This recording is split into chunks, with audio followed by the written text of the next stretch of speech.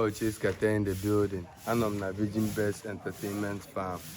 So everything here is under construction now. Follow me, can you go ni pana Olivia? Follow me, follow me. Una fugo. Let the little flower in house go do for now.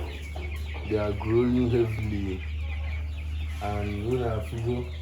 More to come. You can see, show them this side. You can see these two sides. They are growing. This is about 2 weeks now. This one butter in. You can see in the oko.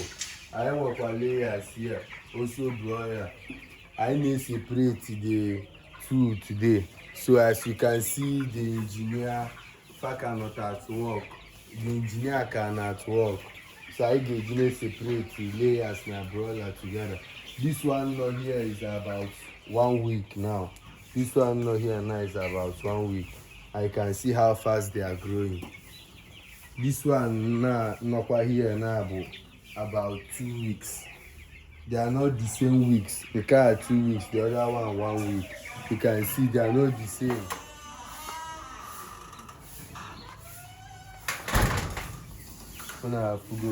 We also have tolo, known as turkey. I'm not turkey. This is about 2 weeks now and they are growing heavy. You can see una find it really well. They are feeding well.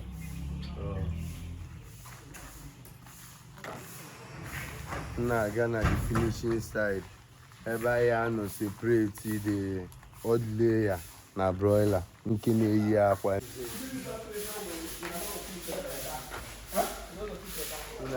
This is the finishing side. This is battery cage. On the help separate aqua and the poop from mixing together. You can see the engineer, they are under construction. Ever a broiler now, you can see here with the water and ever a cage now supply of this area. On the level the open okay, this side. You are welcome to Virgin Best Farm.